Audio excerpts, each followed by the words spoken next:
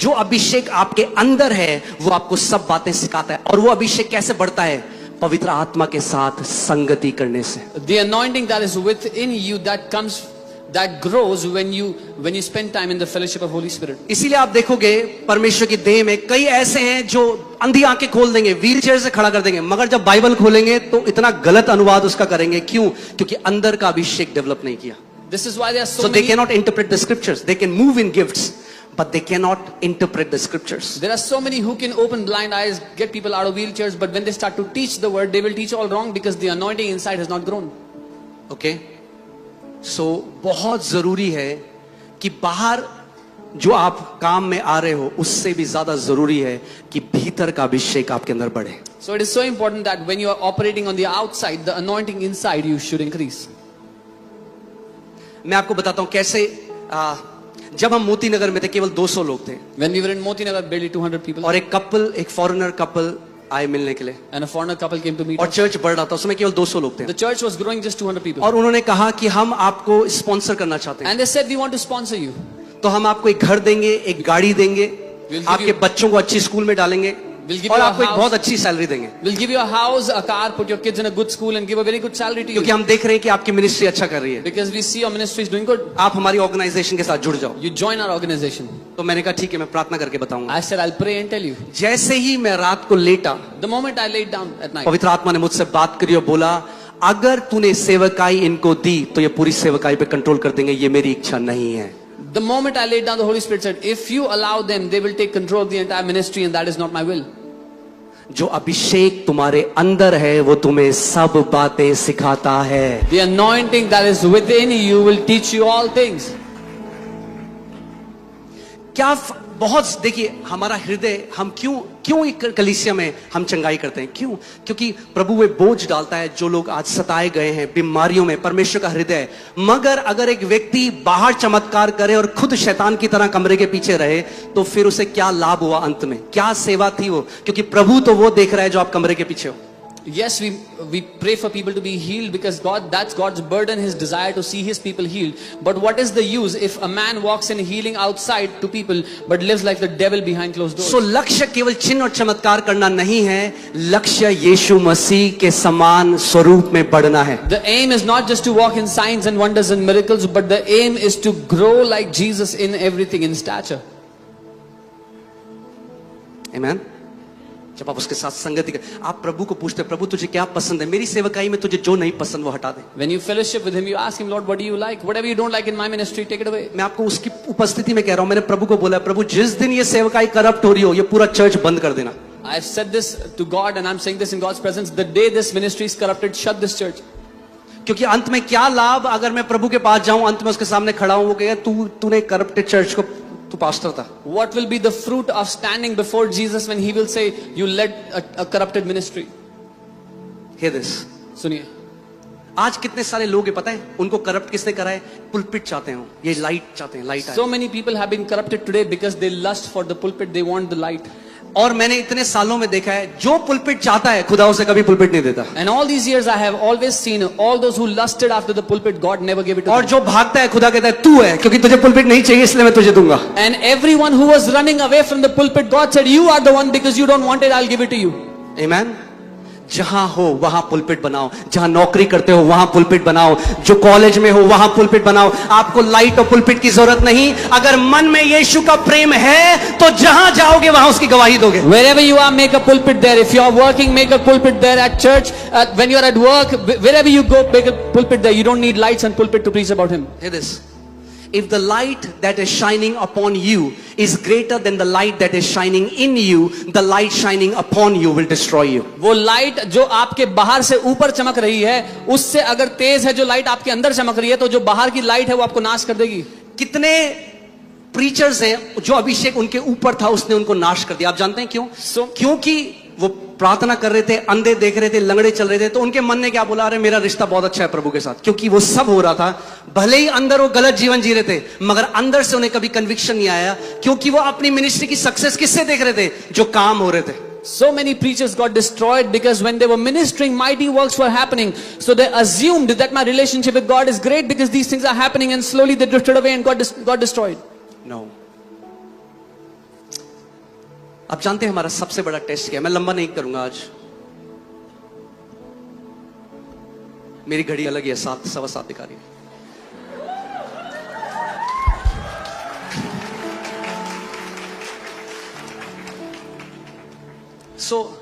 एक परमेश्वर के दास हैं, जब उनकी मृत्यु हुई वो यीशु के सामने खड़े हुए। आप जानते हैं यीशु ने पहला सवाल उनसे नहीं पूछा, मेरे बेटे बता तूने कितनी बड़ी मिनिस्ट्री बनाई। A man of God, when he died and was standing before the Lord, the first question God asked him, Jesus asked him, was not, my son, how great did you build the ministry? कितनी बड़ी भीड़ तेरी सेवकाई में आती थी? How many crowds attended your ministry?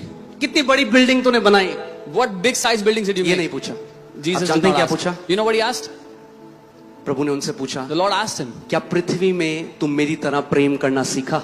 did you learn to love like me on the earth?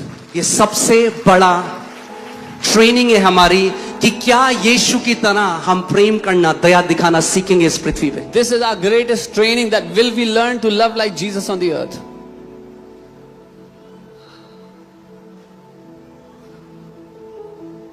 जो आपका विरोध करते हैं, जो आपके लिए बातें बोलते हैं, क्या आप कभी घुटने टेक के उनको ब्लेस करते हो? क्योंकि पिता ये सब देखता है। Those who speak evil of you, those who are against you, do you come to your knees and bless them because the Father is looking? लक्ष्य केवल इस अभिषेक में तो बढ़ना है। क्यों बढ़ना है भाई? क्योंकि लोगों को छुटकारा देना है, इसलिए बढ़ना है। मगर उससे भी ज्यादा जो अभिषेक अंदर है उसमें बढ़ना है, यीशु की तरह उसके हृदय को समझना है। Yes, we have to grow in the anointing upon us because His people are to be delivered. But more than that, we have to grow in this anointing because we have to grow like Him, become like Him. Okay, एक table है जो मैंने बनाई है, जो आप घर जाके पढ़ सकते हो कि क्या अंतर है। जो पवित्र आत्मा आपके अंदर है, ऊपर है, उसका क्या फंक्शन है।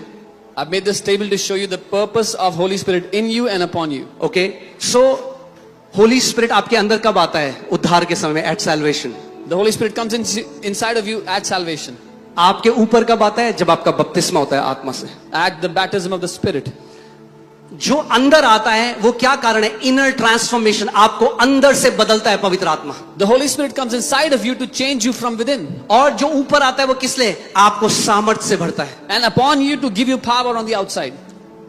अंदर जो आता है वो फल बनाता है पवित्र आत्मा के। The Holy Spirit, when the Holy Spirit comes inside, creates the fruits of the Spirit. ऊपर जो है वो वरदान में फ्लो करता है पवित्र आत्मा। When the Holy Spirit comes upon you, flows in the Spirit, flows in the gift of the Spirit. सामर्थ में बढ़ना भी बहुत जरूरी है। अगर केवल मेरे अंदर आत्मा के फल हैं, मगर मैं किसी को छुटकारा ही ना दे पाऊं तो उसका भी कोई फायदा नहीं। Now it is so important to also grow in the power of God, because if I have the fruits of God but I cannot deliver someone, it's of no use. अब सुनो, इफेक्ट क्या है जब Holi Spirit आपके अंदर आता है?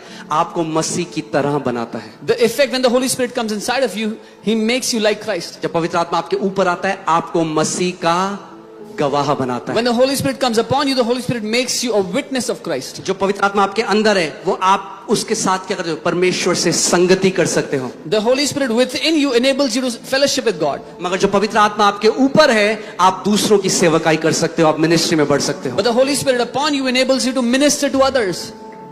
और हमें दोनों चाहिए। And we need both. हमें दोनों चाहिए। We need both. मैं आपको सच में प्रभु के सामने कह रहा हूं, मेरी ये प्रार्थना है, प्रभु जिस दिन मेरा अफेक्शन मिनिस्ट्री हो गया, तू ना रहा, तो मिनिस्ट्री ले लेना मुझसे, किसी और को दे देना। I'm telling you before God that the day I say the day this ministry becomes my affection, take it and give it to somebody else. Our first affection is Jesus. हमारा पहला प्रेम प्रभु यीशु मसीह है। He is our first love. वो हमारा पहला प्रेम है।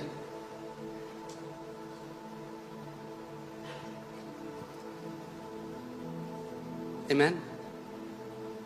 मैं क्यों ये बातें बता रहा हूं? क्योंकि कितने लोग हैं जो आज मसा के पीछे भाग रहे हैं, मगर जो मसा अंदर है उसको डेवलप नहीं कर रहे। Because so many people are running after. क्योंकि हर किसी को चाहिए सामर्थ आ जाएगी तो मेरी सेवकाई बढ़ जाएगी। हाँ ठीक है, सामर्थ आएगी, आपकी सेवकाई बढ़ जाएगी, मगर क्या सच में वो मसा जो आपके अंदर, जो आपको मसीह की तरह बनाता है, क्या उस मसा का पीछा कर रहे हो? वो मसा केवल पवित्र आत्मा के साथ संगति करने से बढ़ता है। Everybody's running after power on the outside so the ministry can grow, but are they desiring to grow in the anointing within? Because that anointing will make you like Christ. मुझे आज भी याद है सबसे पहली बार जब मैंने परमेश्वर की आवाज क्लियर सुनी, 4 बजे अपने कमरे में मैं जब प्रार्थना कर रहा था और मैं प्रभु से कह रहा था, प्रभु give me God, give me the 9 gifts of the Holy Spirit, मुझे आत्मा के 9 वरदान दे, मुझे आत्मा के। रोज सुबह 4 बजे उठ के मैं उसकी उपस्थिति में बोलता था। I remember the first time I heard the voice of the Lord so clearly. Every morning at 4 a.m. I would wake up and I would say, Lord, give me the 9 gifts of the Holy Spirit. और कोई बुरा नहीं है मांगना, And it's not bad to ask. मगर क्यों चाहिए वो बहुत जरूरी है. But why do you need those gifts is important.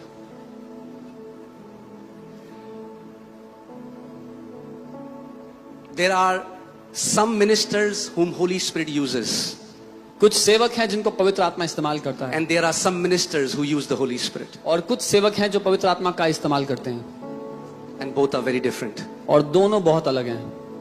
So मैं बोला था प्रभु मुझे 9 वरदान चाहिए, 9 वरदान दे, और मेरे कमरे में प्रभु यीशु मसीह आए. मैंने उनको देखा नहीं, मगर मुझे पता था वो कमरे में एंटर करे, और उन्होंने मुझसे कहा, तू जो दिन रात मुझसे 9 वरदान मांगता है, क्या मैं उन वरदानों से उत्तम नहीं?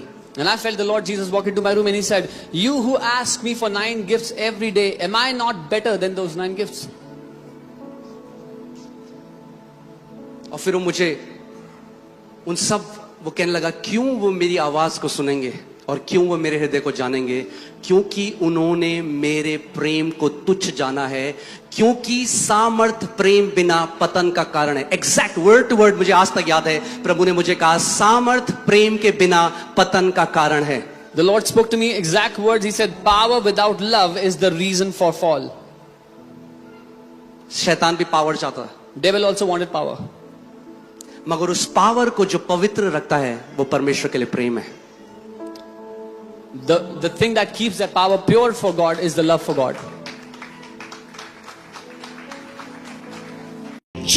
तुम परमेश्वर की शक्ति तक नहीं पहुंच सकते जब तक तुम राज्य से आगे बढ़कर उसकी शक्ति के क्षेत्र में प्रवेश नहीं करते. एक आंधी आनी ही होगी. परमेश्वर उस राज्य में एक आंधी को भेजेगा. परमेश्वर एक हवा भेजेगा, एक तोड़ने वाला झोंका, एक बुलाहट, ताकि तुम स्वयं को अलग करो और समर्पण के स्थान पर आओ.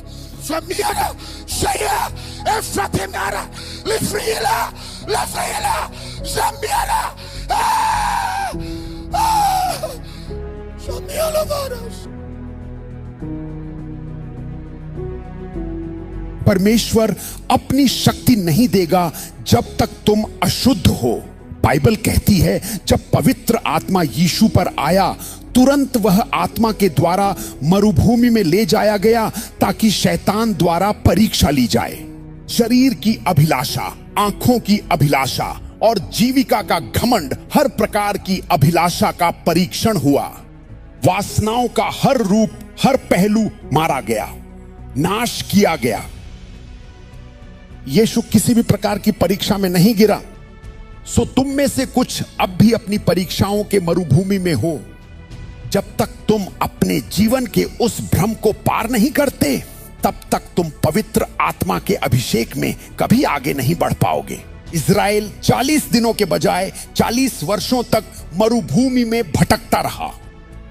तुम अपने मरुभूमि से बाहर नहीं निकल सकते. तुम परमेश्वर की शक्ति को नहीं पकड़ सकते यदि तुम अपनी दुष्टता, अपनी लालसाओं और अपने छल को पार नहीं कर पाए हो. पर मैं तुम्हें यह भरोसा दिला सकता हूं कि हां, तुम मिस्र से निकल चुके हो. तुम अब वापस मिस्र नहीं जाओगे. मुझे पता है तुम नया जन्म पाए हुए हो. तुम्हारे भीतर पवित्र आत्मा है. तुम अन्य भाषाओं में बोलते हो. मुझे यह सब पता है. पर तुम अभी भी प्रतिज्ञा किए हुए देश में नहीं पहुंचे हो. जिस क्षण किसी मनुष्य पर अभिषेक होता है, बाइबल कहती है कैसे परमेश्वर ने यीशु को पवित्र आत्मा और सामर्थ से अभिषिक्त किया. इसलिए अभिषेक वह कुंजी है जो परमेश्वर की सामर्थ को खोलती है. और कोई भी व्यक्ति जो अभिषिक्त है, समुद्र को भी आज्ञा दे सकता है. मुझे दिखाओ हमारे इस युग में कोई ऐसा व्यक्ति, कोई ऐसा प्रचारक जो परमेश्वर की पूर्ण सामर्थ में चलता हो. इसका अर्थ यह है कि आज पूरी दुनिया में लगभग 90% प्रचारक परमेश्वर के राज्य के आशीषों में चलते हैं, पर उसकी शक्ति के क्षेत्र में नहीं चलते, क्योंकि कोई भी अपनी यौन इच्छाओं को छोड़ना नहीं चाहता. कोई भी अपने लालच, अपने नियंत्रण, अपनी शक्ति और फेम को छोड़ना नहीं चाहता. कोई भी अपना सब कुछ त्याग कर सर्वोच्च परमेश्वर की उस गुप्त स्थान में नहीं जाना चाहता. Efraína, Messalina, Livraia, Messalina, Eliana, Eliana, Jeprarina.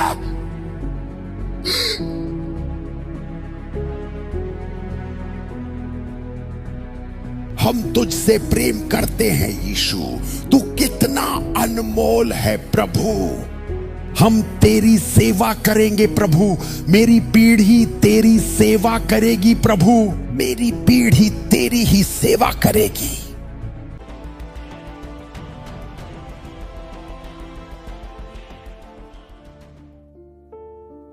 मुझे आत्मा के क्षेत्र में ले जाया गया और मैंने देखना शुरू किया, और उन दिनों मैं लगभग दिन में 7 घंटे प्रार्थना करता था। हर दिन मेरे पास आग की अभिषेक पर कोई प्रकाशन नहीं था, और परमेश्वर आए और बोले, मैं तुमसे बात करना चाहता हूं। वो मेरे सामने लगभग 3 फुट की दूरी पर खड़े थे और बोले, मैं तुमसे बात करना चाहता हूं। मैंने सुना, और फिर उन्होंने कहा, यहां ऊपर आओ। और अचानक मैं उन्हें देख नहीं पाया। वो ऊपर थे और बोले, यहां ऊपर आओ, चलो। और मैं एक ऐसी जगह पहुंचा जहां जनरल्स बैठे थे, समझ रहे हो? हां, विलियम मैरियन ब्रानहम, हां ब्रानहम, जॉन अलेक्जेंडर डावी, स्मिथ विगल्सवर्थ, और वहां मरिया वुडवर्थ एटर, कैथरीन कोहलमैन, सब बैठे थे, और वे पृथ्वी पर जो होता था उस पर चर्चा कर रहे थे। और तब परमेश्वर ने मुझसे कहा, मुझे याद है, मैं 7 घंटे की प्रार्थना में था, और परमेश्वर बोले, अब बताओ तुम क्या चाहते हो, किसका अभिषेक चाहिए, मैं अभी दूंगा। और मैंने उन्हें देखा और कहा, विलियम ब्रानहम, मरिया वुडवर्थ, जॉन अलेक्जेंडर डावी। क्या तुम जानते हो जॉन अलेक्जेंडर डावी को? क्या तुम जानते हो? वो पुलपिट पर ऐसे खड़े थे और उन्होंने खुद को कहा, मैं एलियाह हूं। और सभा में एक स्त्री ने कहा, तुम कहते हो तुम एलियाह हो, लेकिन बारिश नहीं हुई, सूखा पड़ा है। हां, उन्होंने सेवक से कहा, दरवाजे बंद करो। और जैसे ही सेवक चलने लगा, डावी ने परमेश्वर से कहा, परमेश्वर, इस स्त्री ने चुनौती दी है कि मैं एलियाह नहीं हूं, ऐसी वर्षा भेज कि कोई बाहर न जा सके। फिर वो घुटनों पर गिर पड़े, और सेवक देर हो गया। जब तक वो दरवाजे तक पहुंचा, 2 दिन तक कोई उस भवन से बाहर नहीं जा सका। बारिश मूसलाधार। हां, तुम समझ नहीं रहे। क्या तुम जानते हो विलियम ब्रानहम को? कैसे लोग अंदर आते थे ऐसे और कहते थे, हां, हम भविष्यवक्ता की परीक्षा लेंगे। 3 लोगों ने योजना बनाई। तुम जाकर कहोगे कि तुम्हें कैंसर है, और देखते हैं वो क्या कहता है। और वो लोग खड़े थे। ब्रानहम कहते, अगला अगला। आखिर वो आए और बोले, सर, हमें कैंसर है। और ब्रानहम ने कहा, परमेश्वर का दूत यहां है, और वो कहता है, तुम तीनों ने मिलकर यह योजना बनाई थी कि तुम झूठ बोलोगे ताकि तुम इस भविष्यवक्ता की परीक्षा लो। लेकिन अब परमेश्वर का दूत कहता है, अब तुम्हें सच में कैंसर है। क्या तुम जानते हो मरिया वुडवर्थ हेटर को? परमेश्वर में बहुत अद्भुत महिला थी। क्या तुम सिर्फ मेकअप, सुंदर दिखने में लगे हो? गलत नहीं है, लेकिन अगर 2 घंटे मेकअप और सिर्फ 1 मिनट प्रार्थना, तो वो मेकअप तुम्हारा भगवान है। और सुनो, मेकअप आग नहीं गिराता। क्या तुम जानते हो बाइबल मेकअप के बारे में क्या कहती है? और इजेबेल ने अपनी आंखों में काजल लगाया। अब ध्यान से सुनो, इससे पहले कि तुम मेकअप हटाओ, सिर्फ सुनो, सुनो, ध्यान से सुनो। लेकिन वो जब शहर में आती थी, सुनो, ध्यान से सुनो, वो जब शहर से 30 किलोमीटर दूर होती थी, लोग गिरना शुरू हो जाते थे। मैं ईसाइयों की बात नहीं कर रहा हूं, लोग बस गिरते जाते थे।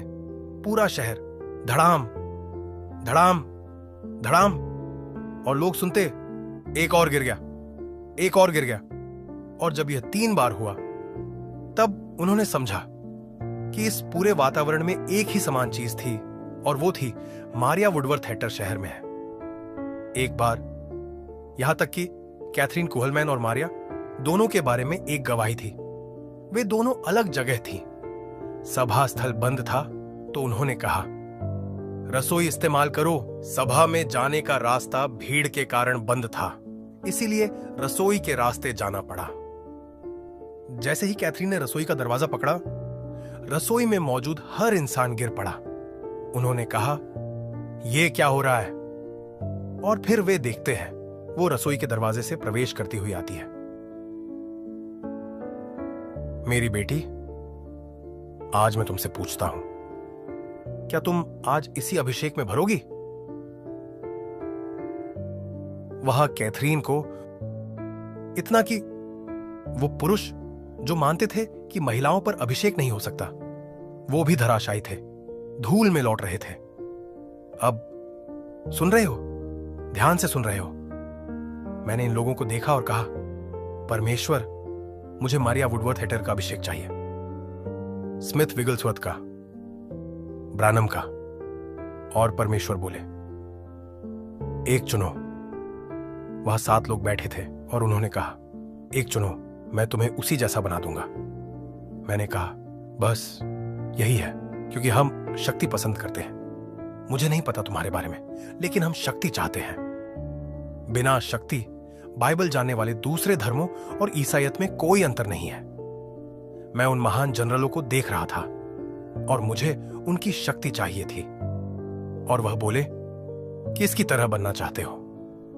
मैंने उन्हें देखा, वे बात कर रहे थे। लगता था वो हमें नहीं देख पा रहे, लेकिन मैं उन्हें देख रहा था और वे चर्चा कर रहे थे। जो काम वो पृथ्वी पर किया करते थे, यही वो जगह है जहां मेरा वचन बना। मैं स्वर्ग में वह अकेला जनरल नहीं बनना चाहता जिसके पास कोई गवाही नहीं हो। आमीन। जब पौलुस कहता है, 3 बार तूफान यूरोक्लाइडन में जहाज टूटने वाला था, लेकिन मैं जीवित रहा। जब वह कहता है, उन्होंने मुझे मृत समझकर छोड़ दिया, पर मैं जीवित उठा। जब प्रेरित कहते हैं, हमें 2 हिस्सों में काटा गया। जब यूहन्ना कहता है, मुझे तेल में उबाल दिया गया, उल्टा, लेकिन मैं जीवित रहा। तो तुम्हारी गवाही क्या होगी जब जनरल्स मिलेंगे कि शैतान ने मुझे हमला किया क्योंकि मुझे गणित नहीं आती थी? ये कैसी गवाही होगी? नहीं, हम खड़े होंगे और कहेंगे, देखो यह निशान, उन्होंने मुझे मारने की कोशिश की। एक बार मैं झांबे आ गया राष्ट्रपति लुंगू के दिनों में, और मैंने उसे और उसकी पत्नी को हवाई अड्डे पर मेरा इंतजार करते पाया। उसकी पत्नी ने कहा, हम नहीं चाहते तुम यहां कोई सभा करो। वो डर रहे थे क्योंकि सिर्फ मेरे होंठों से मैं उसे पलट सकता था और सिर्फ बोलकर उसे सत्ता से हटा सकता था। कुछ नहीं बोला। फिर मैं सीधे वापस ब्रिटेन गया और वहां होटल में खड़ा हुआ और हम लाइव थे। मैंने कहा, आने वाला चुनाव इस तारीख पर इस व्यक्ति तुम नहीं जीतोगे। परमेश्वर चुनाव को मोड़ रहा है। एक मुंह, एक शब्द झाका के एक लड़के से हम सक्षम हैं। व्हाइट हाउस में क्या है देख सकते हैं। मैंने कहा, हम व्हाइट हाउस में जो चलता है देख सकते हैं। हम यहां तक कि मतपेटियां गिनते हैं और बैलेट्स पढ़ते हैं उससे पहले कि बैलेट्स वितरित हों। जब मैंने वहां ये बोला, मैंने कहा, शक्ति ही फर्क बनाती है। लोग बहस करने लगे। उन्होंने कहा, यह परमेश्वर का वचन है, शक्ति नहीं। मैंने कहा, नहीं नहीं नहीं, तुम समझ नहीं रहे। बाइबल कहती है, परमेश्वर का राज्य सिर्फ वचन में नहीं बल्कि शक्ति के प्रदर्शन में है। अगर तुम वचन को पाओगे तो तुम शक्ति प्रदर्शित करोगे। शक्ति, वो इस वचन को देखेंगे फिर भी बहस करेंगे, चिल्लाओ, शक्ति शक्ति शक्ति। हां, हमें वचन चाहिए, लेकिन यदि वचन शक्ति नहीं पैदा करता है तो वह सही जनरेटर नहीं था। आग को छूने का एक तरीका है।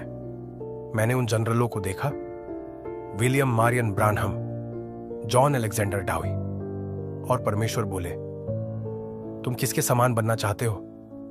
मैंने कहा, सभी एक साथ। जब मैंने वो कहा, प्रभु ने मेरी ओर देखा और कहा, पुत्र, यदि तुम चाहते हो कि तुम उन सब के समान बनो और वह भी एक साथ, तो जहां हो वहीं मत रुको, आगे बढ़ो। उस समय मैं रोज 7 घंटे प्रार्थना करता था, लेकिन प्रभु बोले, कल्पना करो, ध्यान से सुनो, कल्पना करो यदि तुम सिर्फ थोड़ी और प्रार्थना जोड़ दो। मैंने आश्चर्य से कहा, 7 घंटे से आगे कहा, और उसी क्षण मैंने सुना और मैंने मान लिया। और जैसे ही मैंने आज्ञा मानी, प्रार्थना बढ़ाई, मेरी आदत बदल गई। अब हर सुबह मैं फिर जोड़ता हूं। हर सुबह मैं अपने जीवन के टुकड़ों को वेदी पर रख देता हूं और फिर मैं देखता हूं जैसे आग उतरती है, क्योंकि अब हर बार जब मैं प्रार्थना करता हूं, आग उतर रही होती है, आग आ रही होती है। तो समझो प्रार्थना क्या है। प्रार्थना सिर्फ शब्द नहीं, प्रार्थना सिर्फ अनुरोध नहीं, प्रार्थना एक वस्तु है, एक तकनीक है जिससे स्वर्ग की आग पृथ्वी पर उतरती है।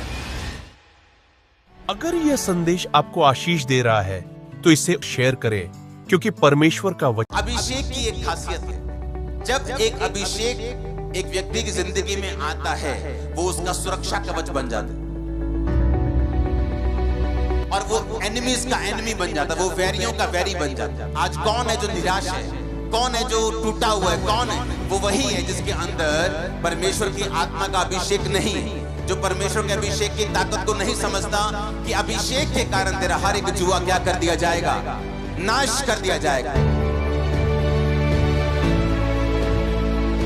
आपको ब्लेसिंग चाहिए, आपको फाइनेंशियल ब्रेक थ्रू चाहिए, आपको अपनी फैमिली की मुक्ति चाहिए कि मेरा बेटा प्रभु में आ जाए, आपको बीमारी से आजादी चाहिए, आपको शैतान से डिलीवरेंस चाहिए, ये होगा सिर्फ मसीह से।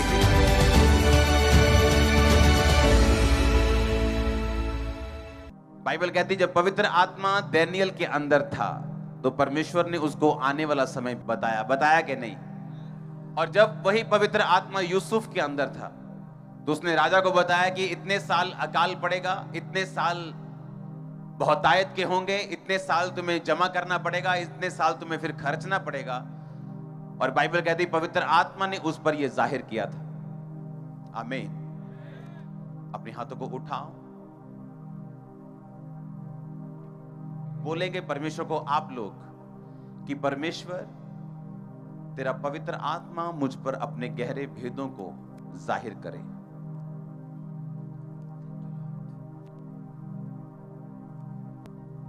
प्रभु यीशु मसीह के नाम में भजन संहिता 89 उस वचन को अपनी स्क्रीन के ऊपर पढ़ेंगे। मैंने अपने दास दाऊद को लेकर अपने उस पवित्र तेल से उसका अभिषेक किया है, मेरा हाथ उसके साथ बना रहेगा, मेरी भुजा उसे दृढ़ करेगी, शत्रु उसको तंग ना करने पाएगा और ना कुटिल जन उसको दुख देने पाएगा। मैं उसके शत्रुओं को उसके सामने नष्ट करूंगा और उसके बैरियों पर विपत्ति डालूंगा। फिर से पढ़ेंगे पहली आयत से इसको। मैंने अपने दास दाऊद को लेकर अपने पवित्र तेल से उसका अभिषेक किया है, मेरा हाथ उसके साथ बना रहेगा, मेरी भुजा उसे दृढ़ रखेगी। उसने कहा मेरे अभिषिक्तों को मत छुओ।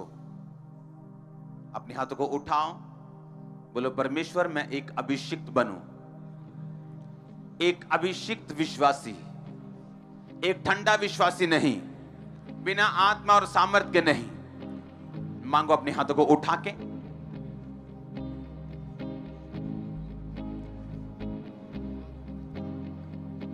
मैं एक अभिषिक्त विश्वासी बनूं, ये आपकी प्रार्थना होगी।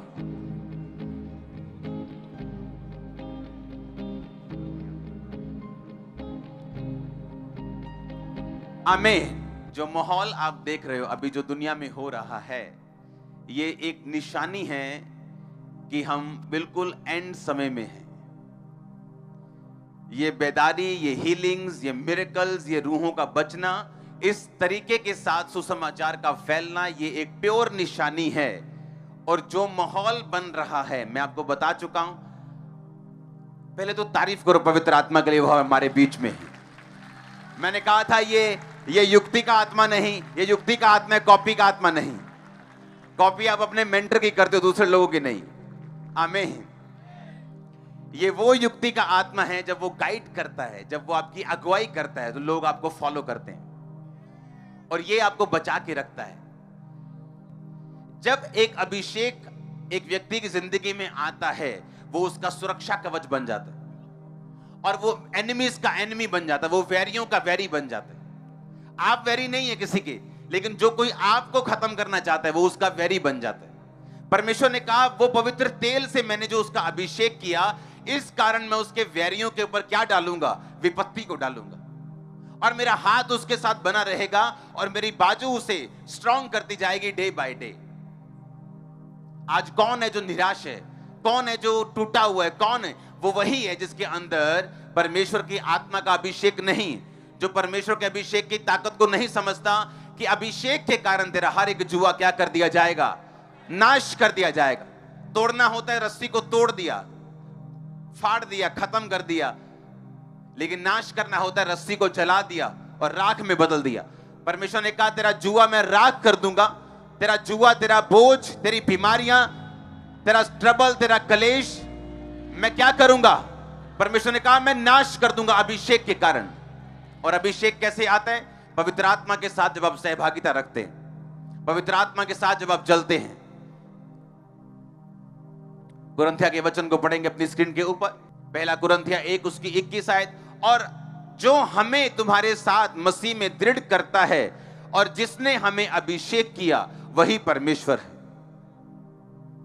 परमेश्वर कहता है कि तुम अभिषेक किए जाते हो, जिस दिन तुम क्रिश्चियन बन जाते हो, जिस दिन तुम मसीह में आते हो, तुम्हारा अभिषेक कर दिया जाता है। अब वो अभिषेक आपका कर दिया गया, पाप को मना कर सकते हैं। अभी आप बोल सकते हैं कि मैं व्यभिचार नहीं करूंगा, आप बोल सकते हैं कि मैं अब शराब नहीं पीऊंगा, नहीं अब मैं ये काम नहीं करूंगा, मैं चोरी नहीं करूंगा, अब मैं कोई गद्दारी नहीं करूंगा, अब मैं कोई गलत काम नहीं करूंगा, क्योंकि मेरा अभिषेक कर दिया गया। क्योंकि मैंने आपको ये बात समझाई है, आपको पिछले वचन सुनने पड़ेंगे अगर आपको सारी बात समझनी है तो, कि परमेश्वर आपको एक बार अभिषेक देता है और सबको एक जैसा देता है, लेकिन किसी का अभिषेक बढ़ जाता है, किसी का थोड़ा रहता है, किसी का ज्यादा हो जाता है, किसी का बहुत ज्यादा होता है। इसका रीजन ये है कि उस अभिषेक के साथ अगर आप फेथफुल हैं, अगर उस अभिषेक को आपने बढ़ाया है, पवित्र आत्मा के जरिए आपने उस अभिषेक की रक्षा भी की है, आप पाप में नहीं गिरे, आपने अभिषेक को बेचा नहीं है, आपने अभिषेक के साथ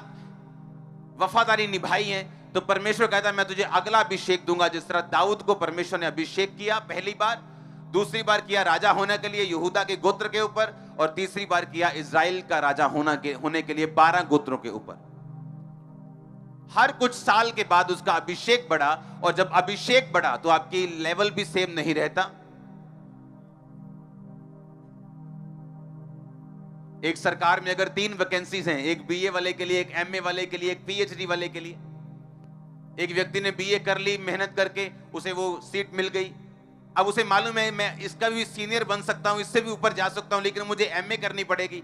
अब उसने एमए कर ली और उसका भी सीनियर बन गया, उसे मालूम है मैं इससे भी ऊपर जा सकता हूं, अगर मैं पीएचडी करूं इससे भी ऊपर एक पोस्ट खाली है। उसी तरह आत्मिक लाइफ है, परमेश्वर आपको उतना ही देता है जितना आप हैंडल कर सकते हैं। वो आपको हैंडल करने से ज्यादा, आपकी कैपेसिटी से ज्यादा वो आपको नहीं देता।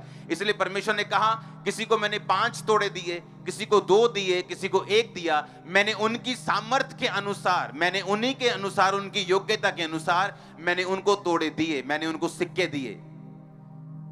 5 ने 5 कमाए, 2 ने 2 कमाए, 1 ने छिपा दिया, ये बात की बात है। लेकिन परमेश्वर कहता उनकी योग्यता के अनुसार मैंने उनको सिक्के दिए, मैंने उनको काम करने के लिए तोड़े दिए, बाइबल कहती। हालेलुया। अगर आप चाहते हैं कि अभिषेक आपकी लाइफ पे आए और वो ये काम करे जो हमने भजन संहिता 89 में पढ़े, फिर से पढ़ेंगे। उसने कहा तेरी बाजू मुझे दृढ़ करेगी, मेरा हाथ तेरे साथ बना रहेगा, मेरी बाजू तुझे दृढ़ करती रहेगी। किसके साथ? तेरे साथ जिसका पवित्र तेल से मैंने अभिषेक किया है। अपनी भेड़ों को वो मसा करते थे तेल के साथ, यानी अनॉइंट करते थे, यानी उसको कवर करते थे ताकि भेड़ों को मच्छर ना काटे, उनको फ्लाइज ना काटे, उनको खटमल ना काटे, या बीमार ना हो। और जब तेल लगता था भेड़ें सुरक्षित रहती थी। क्रिश्चियन बनने से कुछ नहीं होगा, जिसका असली मकसद है क्रिश्चियन बनना, मसीही बनना, मसा किया हुआ बनना। अगर मसा ही नहीं है तो हम मसीही भी नहीं।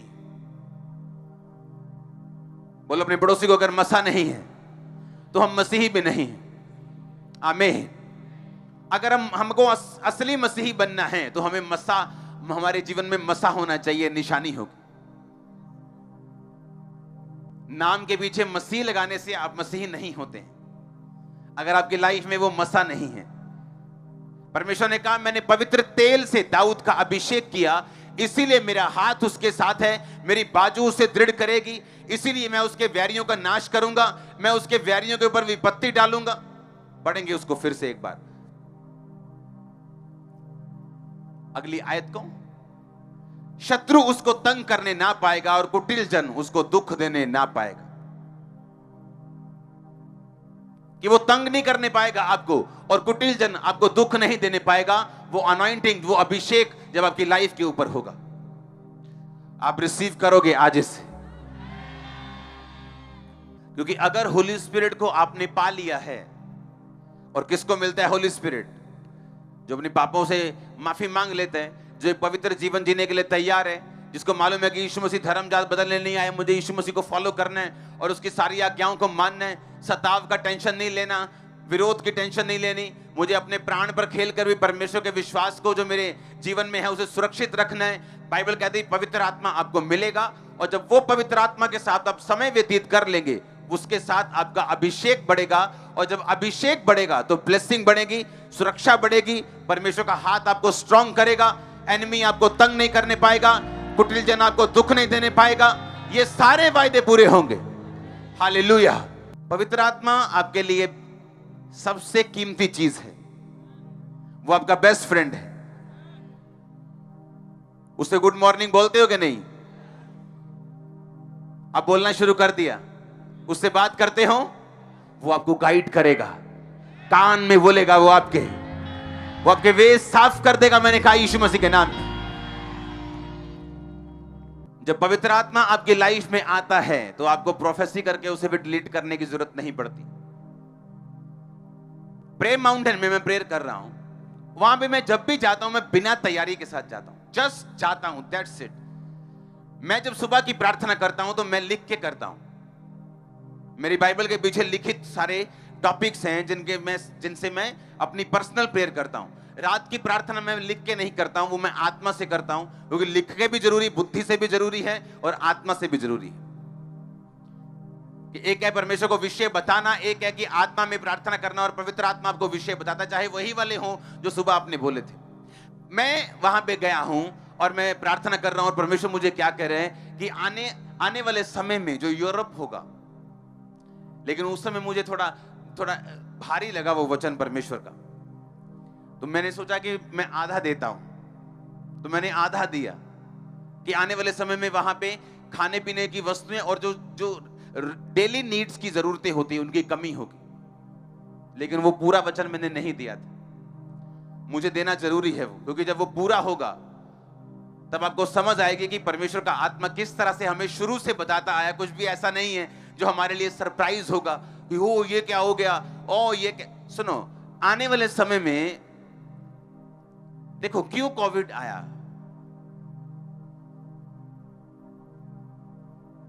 क्यों परमेश्वर ने अलाउ किया कि कोविड हिट करे नेशंस को। जो सुपर पावर्स थी वो घुटनों पे आ गई, डॉक्टर्स काम नहीं आए, मेडिसिन काम नहीं आई, हॉस्पिटल काम नहीं आए, सबने हाथ उठाए हुए थे ऊपर। परमेश्वर कहता अगर तुम हम्बल नहीं होवोगे तो मैं तुम्हें फोर्स से करूंगा। अगर तुम नम्र नहीं होगे तो मैं फोर्स से करूंगा, तुम्हें जबरदस्ती नम्र करूंगा। वो क्लास में ढीठ बच्चा होता ना, जब वो मास्टर के सामने झुकता नहीं तो मास्टर कान में फाड़ता हो दिया फिर पेंदी एक हाँ के ना कि या तो बंदे बन जाओ अपने आप, तो या फिर परमेश्वर बना दूंगा। और परमेश्वर ने फिर बंदे बनाया लोगों को। सुपर पावर्स घुटनों पे आ गई, हर जगह प्रार्थना होने लगी, हाथों को उठा उठा के लोग क्या, डॉक्टर्स क्या, नर्सेस क्या, सब प्रार्थना करने लगे परमेश्वर बचा सकता है। और ये अचीवमेंट थी जो परमेश्वर आत्मा में लेना चाहता था लोगों से। अब हम क्या देखते हैं, जब मैंने पंजाब में प्रोफेसी की थी कि लोग राशन के लिए लाइन में होंगे, किसी ने यकीन नहीं किया था कि हमारा ये इसे बोलते हैं कि बास्केट ऑफ ब्रेड, हाँ ब्रेड बास्केट है पंजाब, यहां पे अन्न खिलाने वाले हैं हम। लेकिन हुआ पूरा, हमने देखा। हाँ, हम क्या देखते हैं जब यूरोप को देखते हैं, हम देखते हैं कि खुशहाल नेशंस हैं, सब अपने अपने वहां पे एक लाइफस्टाइल है कि 5 बजे अगर किसी ने दुकान बंद कर दी, मैं वहां पे बहुत जाता हूं, वहां पे रहा हूं, अगर 5 बजे शॉप क्लोज का टाइम है, आप 10 करोड़ लेके चले जाओ, बोलेगा नो शॉप बंद हो गया। इतने तो रात को 12 बजे बंदे उठा लो, ले आओ 2000 का राशन लेना, लो भाजी आ गया, और बता 2000 का राशन दवांगे 200 बचूगा ही, उधर में तो वेले ही बैठे, समझ रहे कि नहीं। वहां टेंशन नहीं लेते, वहां शाम को 5 बजे छुट्टी है तो छुट्टी, घर जाएंगे, अपना एक कॉफी पिएंगे, टीवी के सामने बैठेंगे, वाइफ से बातें चल रही हैं, सुबह 9 बजे आएंगे तो 9 बजे आएंगे, खुशहाल माहौल है। लेकिन फ्यूचर में वहां माहौल खुशहाल नहीं रहेगा, और ये सैड था मेरे लिए, क्योंकि परमेश्वर ऐसा चाहता है कि हम उसकी ओर मुड़ें, और जब हम नहीं मुड़ते तो वो माहौल ऐसा बनता है कि हमें जबरदस्ती मुड़ना पड़े। आने वाले टाइम में मैं आपको दावा करता हूं, लोग कंपेयर नहीं करेंगे कि हमारा देश ऐसा है और यूरोप कंट्रीज ऐसी हैं, क्योंकि जो वहां की मुश्किलें होंगी, लोग बोलेंगे ठीक है यार, अगर तू यहां है तो भी ठीक है, वहां है तो भी ठीक है। पैसा होगा, लेकिन जो डेली नीड्स होंगी लोगों की, रोज की जरूरतों का सामान होगा, वो उनको, मैंने लाइंस देखी हैं यूरोप में ऐसे लगी हुई, ग्रोसरी स्टोर्स के बाहर ऐसे यूरोप में मैंने देखा है कि लाइंस लगी हुई, और बुजुर्ग जो अंग्रेज गोरे लोग हैं वो लाइन में लगे हुए हैं। क्या लेने के लिए? राशन लेने के लिए।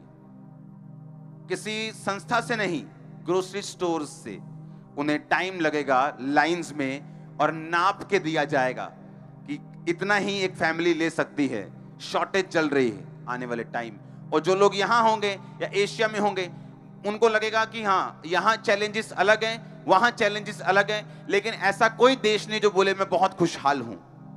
और क्यों होगा ऐसा? क्योंकि जब ज्यादा खुशहाली होती है, अगर आप इंडिया में हैं, आपको परमेश्वर की ज्यादा जरूरत है। हाँ, आप रोड पे जा रहे हैं, आपको कोई मालूम नहीं, इधर से कुत्ता आएगा कि इधर से कोई बंदा साइकिल वाला शराब पी के आएगा कि इधर से बाइक वाला ललकारे मारता आएगा, कोई पता नहीं। आप प्रभु को याद करते जाते हैं, प्रभु मेरा रास्ता साफ करना, एंजल्स को भेजना, सुरक्षा। यूरोप में ऐसा नहीं होता, वहां जाते ही जूं, उन्हें पता कोई नहीं आने वाला, सब कुछ सेट है। हाँ, अफ्रीका में चले जाओ, वहां यहां से भी नीचे है, वहां कोई मालूम नहीं कब गन तान देगा और तुमको किडनैप कर लेगा, वहां कोई मालूम नहीं क्या होगा तुम्हारी लाइफ में, शाम को तुम घर वापिस आओगे कि नहीं।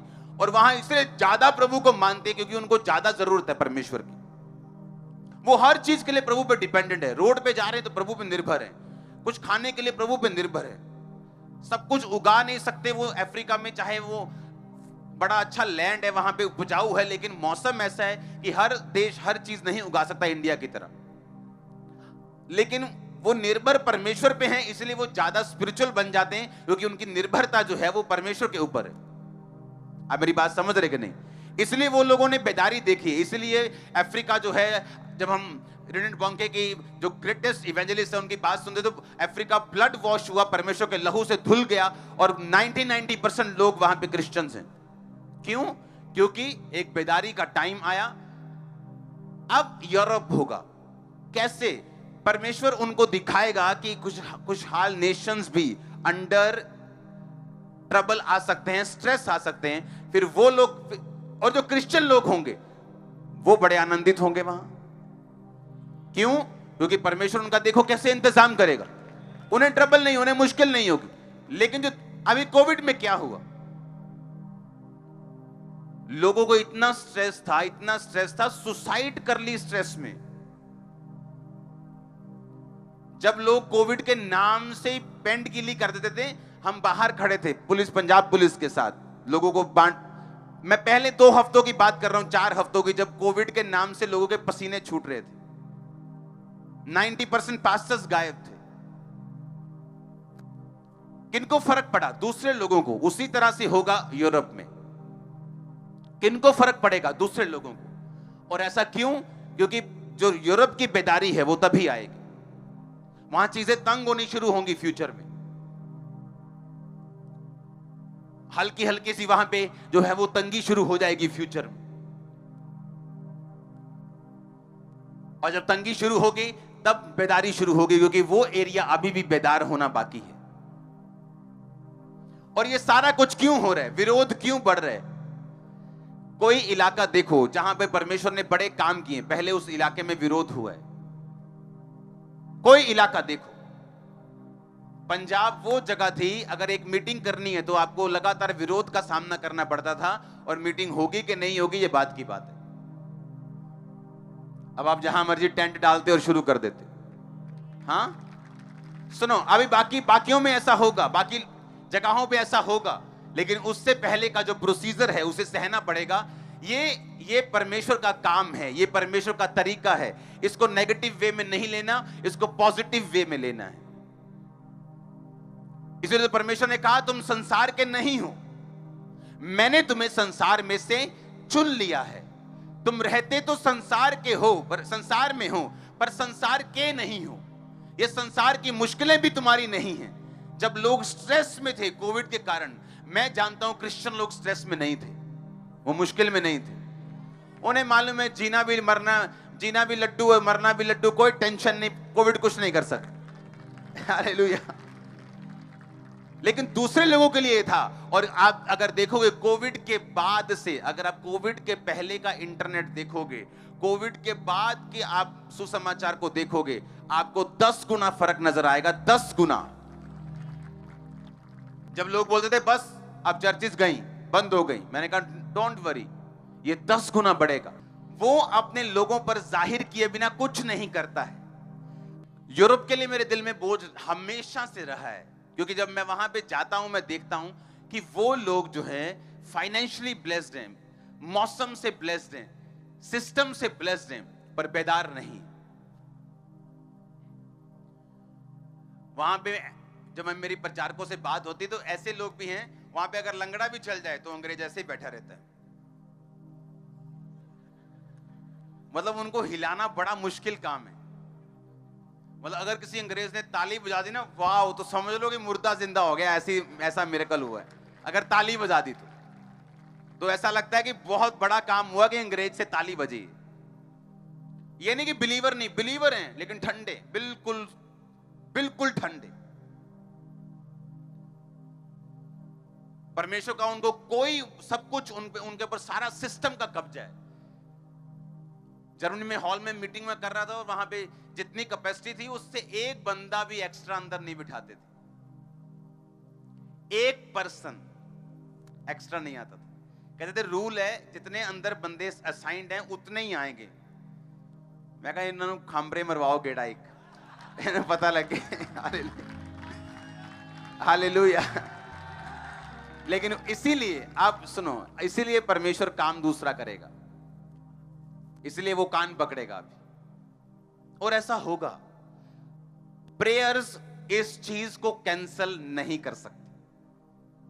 प्रेयर्स इस प्रोफेटिक वर्ड को कैंसिल नहीं कर सकती। लोग क्या बोलते हैं कि हाँ मैंने प्रेयर की थी कि पहले मैंने कहा था ये जीतेगा, मैंने प्रेयर की थी ये जीत गया। ये प्रेयर से कैंसिल नहीं होगा, इसका कोई भी पीछे मुड़ने वाला हिसाब नहीं होगा, ये पूरा होगा। प्रेयर्स आपको बचाती हैं, प्रेयर्स क्रिश्चियन लोगों को बचाएंगी, प्रेयर्स वहां पे मलहम लगाएंगी, प्रेयर्स उनको सुरक्षित रखेंगी। लेकिन ये घटना पूरी होने से कभी नहीं रुकेगी। और रीजन क्या? कि परमेश्वर अब बेदारी को अचीव करना चाहता है। लास्ट टाइम के लास्ट घंटे आ चुके हैं। अब लास्ट टाइम में शैतान भी एक्टिव है, परमेश्वर का आत्मा भी आप देख रहे हैं किस तरह से काम कर रहा है, किस तरह वो यूथ को चुन रहा है, किस तरह वो मसा दे रहा है, किस तरह वो अनॉइंटिंग दे रहा है, काम कर रहा है। ऐसा पहले कभी नहीं था, पहले कभी नहीं था। और इसका रीजन है परमेश्वर, सुनो, इसीलिए परमेश्वर आज लोगों को फाइनेंशियली ब्लेस कर रहे हैं।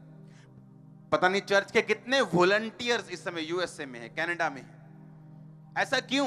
परमेश्वर अब वो काम कर रहा है जिससे फाइनेंशियली सपोर्टर्स उठें, वो काम कर रहा है कि यूथ मसा हो, वो अपने एरिया में काम करें। अधिक से अधिक परमेश्वर का आत्मा आपको छू रहे, मिरेकल्स को आप देख रहे किस लेवल पे जा चुके हैं। ऐसा क्यों?